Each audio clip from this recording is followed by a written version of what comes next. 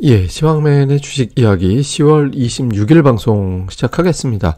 오늘 증시에서 가장 큰 변수는 사실 원래대로라면 미국의 대선이라든가 이제 코로나 확진자 또는 이제 백신 이게 이제 메인 이슈가 될 수 있었는데 이제 주말 사이에 이제 새로운 상황이 생겼죠. 이제 이건희 삼성전자 회장이 별세를 했기 때문에 그러니까 삼성그룹주가 시가총액이 워낙 높잖아요. 그러니까 지금 우리나라 시가총액 상위 종목들을 한번 쭉 이렇게 놓고 오면 이제 거래소로 봤을 때 삼성전자가 21.5% 정도 되거든요. 그리고 삼성바이오가 2.5% 정도 이렇게 되고, 그 다음에 삼성 SDI가 또 1.7%, 삼성물산이 시가총액 12위 이 정도 되거든요. 그러니까 그 삼성 SDS가 또 삼성 시가총액 이제 22위 되고, 삼성생명이 또 24위 정도 되고, 그러니까 시가총액 상위 종목에 이제 삼성그룹주들이 워낙 많이 들어가 있으니까, 그러니까 이 종목들의 주가가 이제 어떻게 되느냐에 따라서 또 증시에도 당연히 이제 영향이 이제 미칠 수밖에 없는 그런 상황이죠.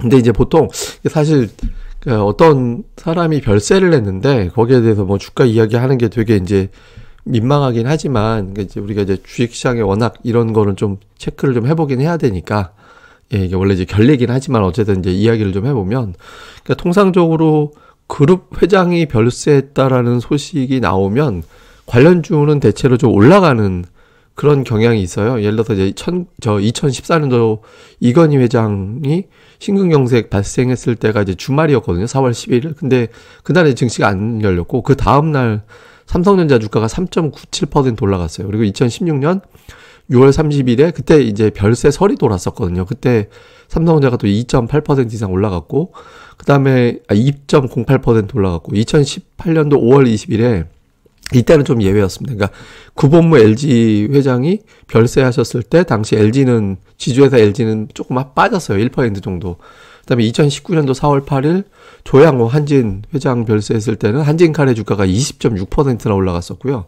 그다음에 이제 올해 1월 20일 신격호 회장이 별세했을 때는 롯데 지주가 이제 5.7% 올라갔습니다. 그러니까 이게 보통 이게 상속세 관련된 이슈, 그다음에 경영권 안정 관련된 이슈 이런 것들이 이제 주가를 움직이는 그런 요소가 되거든요. 그러니까 보통 이제 상속세가 메인 이슈가 되긴 하는데 이게 이제 뭐 현금으로 낼 거냐, 물납을 할 거냐. 그러니까 물납이라는 건 주식으로 납부한다라는 게 돼요. 그러니까 주식 가치가 올라갈수록 상속세 내기가 쉽잖아요. 또 현금을 낸다라고 했을 때는 기존 대주주들에게 배당이라든가 이제 보유하고 있는 주식 가치가 올라가야 이제 또 그 부분을 또 납부할 수 있잖아요. 물론 이제 그 주식 가치가 올라가게 될 경우에는 또 그만큼 또 상속세가 올라가는 경우가 있지만 그 상속세를 포함하는 앞뒤간의 상속 기간, 그러니까 보통 이제 기간을 제외하고는 중장기적으로는 계속 올라가 주는 게 좀 유리하기 때문에 이런 부분도 좀 따지고요. 그 다음에 뭐 오너에 대한 어떤 지배 구조라든가 이런 것들이 좀 불안정해질 수 있기 때문에 뭐 경영권을 노리는 쪽에서도 들어올 수 있다. 이런 상상력, 이런 것들이 이제 그런 종목군들의 주가를 올리는 그런 어떤 이슈가 되거든요. 그래서 지금은 어쨌든 외부에서 이제 뭐 기관이 됐든 외국인들이 됐든 해당 기업에 대한 지분 확보에 기회로 삼느냐 아니면 주가가 이제 올라갔을 때 매도로 하느냐 이게 이제 하나의 이제 이슈가 될 것 같은데 이제 보통 우리나라 같은 경우는 그룹 회장이 별세했을 때는 이제 주가가 좀 올라가는 그런 경향이 있더라. 그래서 일단 초반에 좀 매수가 붙지 않을까 이런 생각이 또 많죠. 다음에 이제 또 하나는 삼성전자 이외에 이제 또 이재용 부회장의 지분이 높은 기업들 있잖아요. 그러니까 삼성 SDS라든가 삼성물산이라든가 삼성바이오로직스라든가 그러니까 이런 종목들 같은 경우는 만약에 이제 그 상속세를 내기 위해서는 이 기업들의 주가가 올라가는 게 유리할 것이고 그다음에 또 배당을 많이 주는 게 유리할 것이고 이런 것들이 또 있거든요. 그래서 그러니까 이게 실제 그대로 되는지는 모르겠지만 이제 일단 투자자들은 단기적으로 이제 그런 기대를 좀 하잖아요. 그래서 이런 어떤 부분들이 그런 기대가 이제 전망을 하는 거죠.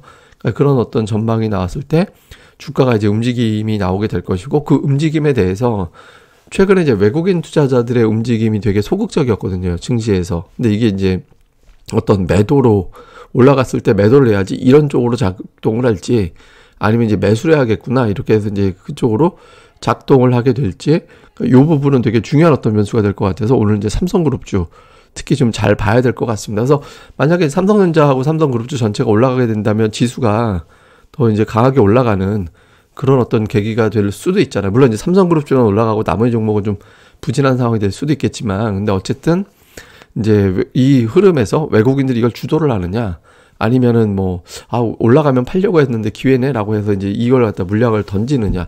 그러니까 외국인들 태도가 매수 쪽으로 붙는다면 증시가 이제 더 여기서 이제 2,400까지도 한번 넘보는 그런 흐름이 나오게 되는 거고, 여기서 이제 매도한다 그러면 장 초반에 이제 고점 맞고 빠지고 이런 흐름이 시장이 나올 수 있겠죠. 요거 이제 하나의 어떤 가장 중요한 변수로 좀 체크를 좀 해봐야 될 거고, 또 하나의 변수는 이제 확진자. 예. 그러니까 미국하고 유럽에서 확진자가 워낙 급증하는 그런 상황이 만들어지고 있잖아요.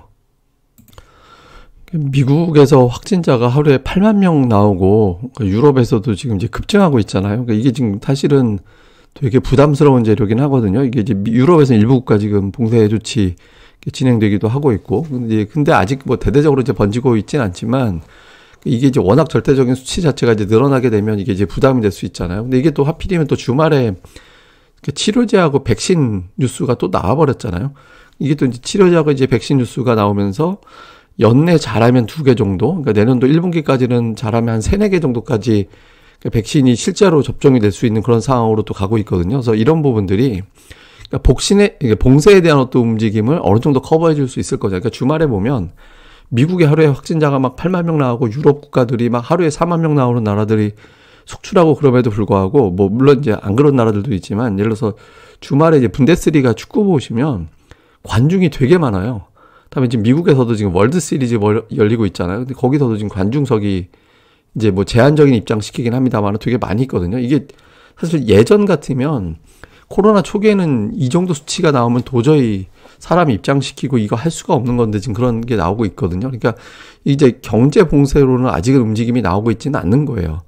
예, 그러니까 이제 이거는 일단 뭐 계속 말씀드리지만 사망률이 낮다라는 점 하나가 있고, 백신의 어떤 기대감이 하나가 있고, 또 하나는 치료에 대한 노하우가 쌓이면서 일단 확진자가 나온다 하더라도 어떻게든 이제 좀 치료가 될 수 있다라고 보고, 그러니까 이제 이걸 갖다 극단적으로 이제 소비를 위축시켜서 경제를 나쁘게 할 거로 희생시킬 필요는 없는 것 같다, 이렇게 생각을 하는 거예요. 그래서 이게 만약에 이제 경제 희생 쪽으로 가게 된다라면 증시가 당연히 빠지겠지만, 확진자 증가에도 불구하고 아직까지는 이제 그런 움직임이 나와서 그러니까 증가에 대한 공포감이 아직 커지고 있지는 않거든요. 근데 어쨌든 확진자가 계속 늘어나고 있는 상태인데, 여기서 이제 백신 뉴스가 나와줘서 이제 확진자에 대한 어떤 부담을 어느 정도 커버해주고 있다. 그러니까 아직은 좀 아슬아슬한데 백신 뉴스가 나와서 이걸 이제 커버해주고 있다. 이 정도로 이제 보면은 될 것 같습니다. 그래서 이제 근데 어쨌든 뉴스상으로 만약에 미국이 뭐 10만 명 나오고 하루에, 그러니까 유럽에 막 프랑스 이런 데도 5, 6만 명씩 나오고 하면 이게 한 번 정도는 또 시장이 이제 걱정하는 재료가 될 수도 있어서 요 수치 자체는 계속해서 모니터링이 좀 필요한 것 같고요. 그 다음에 이제 또 하나는 미국 대선. 이게 사실 이번 주 다른 거 없었으면 이게 이제 제일 큰 변수가 될 수도 있었는데, 일단 이제 주말 여론조사 포함해서 보니까 TV 토론 이후에도 지지율 격차는 좁혀지지 않았어요. 오히려 이제 살짝 늘어났거든요. 그러니까 바이든이 50.8%고 트럼프가 42.7%, 이게 평균치가.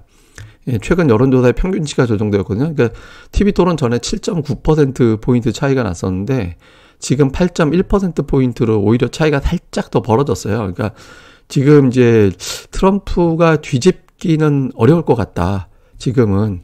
예, 그래서 이제 이게 왜 중요하냐면 이제 추가 부양 관련된 이슈가 되게 여기에 걸려 있거든요. 예를 들어서 이제 추가 부양책이 뭐 안 된다 하더라도 만약에 이제 정권 교체가 됐든 아니면 이제 유지가 됐든 별다른 어떤 선거 이후에 막 싸우는 거 없이 그냥 자연스럽게 결론이 딱 나버리면 바로 관심은 추가 부양으로 넘어가게 되는데, 이게 아슬아슬하게 돼가지고 대선이 결론이 안 나는 상황이 질질 끌리는 상황이 생겨버리면 당연히 부양책은 되게 오래 걸리게 되잖아요. 그러니까 시장이 굉장히 좀 부담을 가질 수도 있거든요. 근데 지금 요 판으로 봐서는 뭐 아직까지는 이제 뒤집기가 좀 어렵겠구나. 그러니까 이런 시각이 갈수록 좀 우세해지는 것 같습니다. 그래서 근데 어쨌든 요거는 이번 주 또 봐야 돼요.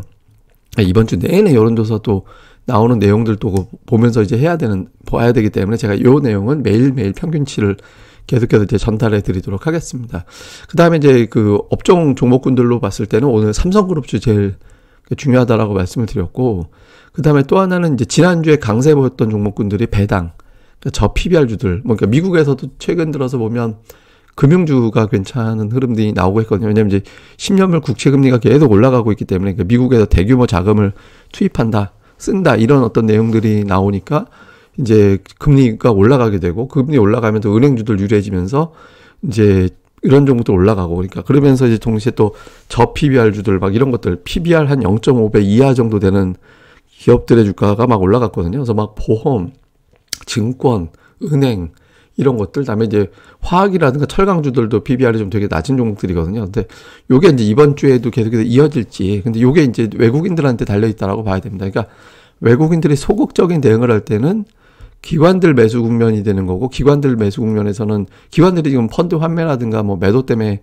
그러니까 적극적으로 많이 주식을 살 수 있는 여건이 못 되잖아요. 그러니까 그런 가운데 제한적인 수익률 게임을 벌이게 되거든요. 몇몇 종목군들이 쫙 달라붙어서.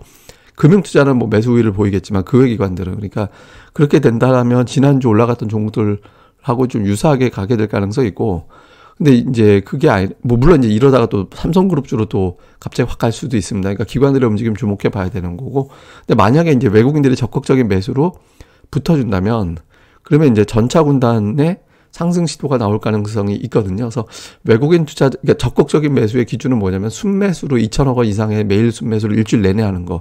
이걸 보통 적극적인 매수한다라고 하거든요. 그러니까 그 정도의 흐름으로 가느냐 아니냐. 왜냐면 외국인들이 보통 2천억 원 이상 순매수할 때 삼성전자를 보통 껴서 들어갈 때 그 정도 규모의 매수가 나오거든요. 그래서 이제 그런 흐름이 나오는지, 아니면 지난주 같이 외국인들은 아주 뭐 그냥 살살 참여하면서 약간의 매수 위 정도 가는 그림이 되느냐. 그러면 이제 기관들이 주도하는 흐름이 되는 거고, 외국인들이 붙는다면 수출 관련된 대형주들이 판이 되는 거고, 요거 이제 흐름 한번 체크를 해봐야 될 것 같고, 다음에 이제 코스닥은 아직까지 그 양도세 이슈가 완전히 이제 자리 잡은 게 아니잖아요. 그러니까 지금 당국에서는 거의 3억 원을 갖다가 이제 고소하려고 하는 것 같고, 정치권에서 이거를 갖다가 이제 반대하는 어떤 법안이라든가 이런 걸 갖다가 이제 내고 뭐 그런 반대한다라는 목소리를 내고 있고, 이게 이제 요게 좀 빨리 결정이 나야 되는데, 결정이 이미 난 상태인데 이제 투자자들이 희망 고문하고 있는 건지는 모르겠습니다만, 어쨌든 요게 좀 안정이 돼줘야 되거든요. 그러니까 전 세계에서 2주 동안 그 하이닉스가 코스닥이 제일 많이 빠졌잖아요. 그러니까 이제 요 흐름을 반전을 시켜야 됩니다. 그래서 그러니까 코스닥이 3주 연속 하락하지 않았거든요. 올해 들어서. 그래서 3주 연속 하락하지 않았다라는 걸 투자자들이 인식하고 있기 때문에 그 인식을 매수의 기회로 삼는다면 이번 주 정도에 또 기술적 반등이 나올 수도 있는 거잖아요. 그래서 이번 주에 만약에 이제 종목들별로 이제 반등 시도가 나올 때 어떤 종목이 갈 거냐. 근데 만약에 이 경우에 시세를 굉장히 크게 냈던 종목군들이 기술적 반등을 할 거냐, 아니면 올해 시세가 덜 나와서 3억 원 이상 갖고 있는 개인 투자자들의 비중이 별로 안 높은 종목들이 있을 거예요. 그러니까 개인들이 많이 안 샀으니까 주가가 별로 안 올라갔을 거 아니에요. 그러니까 이런 종목들은 사실 3억 원 대주주 기준하고는 별 차이 없는 그런 종목이 될 수도 있거든요. 그래서 이런 쪽으로 가는지, 아니면 이제 올해 좀 소외받았던 종목들이죠. 아니면 큰 상승 이후에 그러니까 눌렸던 종목들로 가느냐. 요 부분 코스닥에서는 이제 요게 이제 오늘 이제 이후에 좀 코스닥이 좀, 왜냐면 막 2주 연속 빠졌다가 종목들로 반등 시도도 나오고 막 그럴 수 있는 타이밍이거든요. 그래서 어느 쪽에 수급이 더 적극적으로 붙는지 이런 것들도 잘 살펴보는 게 이제 중요할 것 같습니다. 어쨌든 오늘은 뭐 그 삼성그룹주가 좀 변수가 돼서 요게 이제 지수를 갖다가 이제 영향을 주고, 이게 또 선물 시장에도 영향을 줄 수 있거든요. 그러니까 최근에 보면 그러니까 외국인 투자자들이 선물 시장에서 움직임이 좀 매수 우위예요. 그러니까 이게 특이한 게 뭐냐면 지금 7일 연속해서 선물을 매수하고 있거든요. 그러니까 외국인들이. 이게 이제 지수를 뭐 아랫 방향이 있다라고 봤을 때는 저렇게까지 이제 매수를 붙이진 않거든요. 그러니까 근데 외국인들이 매수 들어오는 동안에 지수가 그렇게 올라간 것도 없잖아요. 뭐 예를 들어서 콜을 팔고 풋을 사면서 뭐 해지한다 뭐 이런 것도 아니고. 그러니까 물론 이제 뭐 콜옵션, 풋옵션 봐가지고 그러면 어마어마하게 베팅되어 있는 게 아니니까 옵션 가지고 의미 있다 이렇게 보기는 어렵지만, 선물도 또 어마어마하게 매수가 쌓인 건 아니지만 7일 연속해서 이제 매수 들어온 거는 별로 올해 이렇게 빈번하게 있었던 거는 아니거든요. 그래서 요 흐름을 한번 주목해 볼 필요는 있는 것 같습니다. 그래서 7월에 외국인들이 한번 선물 매수가 연속 하루에 딱 단절돼서, 그때 그러니까 5일 연속 매수 들어왔다가 하루 그치고 또 5일 연속해서 매수 들어와서 10일 중에서 9일 매수 들어온 적이 있었거든요. 근데 그 다음에 7월 중순부터 8월까지 증시가 좀 올라갔었잖아요. 그러니까 이제 뭐 그런, 물론 이제 뭐 선물 그렇게 됐다고 반드시 올라가는 건 아니지만, 어쨌든 이제 외국인들이 시각이 그렇게 아직은 나쁜 것 같지는 않습니다. 적어도. 예, 나쁜 것 같지는 않은데, 뭐 그렇다고 뭐 굉장히 세게 들어오는 것도 또한 아니라서, 어쨌든 오늘 뭐 여러 가지 이벤트가 있는 상태에서 악재도 있고, 유럽, 미국 확진자, 반면에 백신, 다음에 이런 어떤 호재도 있고, 다음에 이제 또 삼성그룹주의 변수도 있고, 그러니까 이런 어떤 흐름에서 외국인들이 이제 어느 쪽을 살 거냐. 그러니까 환율 내려가고 있기 때문에 또 여기서 수출주를 잡느냐, 아니면 이제 내수 쪽 금융주 뭐 이런 것들로 가느냐. 이것도 되게 변수거든요. 왜냐하면 금융주들이 외국에서 자금 들어올 때 환율이 내려가면 이자 비용 부담이 또 줄어드는 그런 특성이 있잖아요. 또 외화부채 많은 기업들 같은 경우는 외화부채 부분에 대한 이자 비용이 또 줄어들거든요. 그러니까 요거 달러 이자 덜 내도 되는 기업들도 좀 있습니다. 그래서 이런 데까지도 한번 좀 잘 체크를 좀 해볼 필요는 있는 것 같습니다. 예, 그럼 또 오늘 하루 또 잘들 보내시고요. 저는 또 다음에 뵙겠습니다. 감사합니다.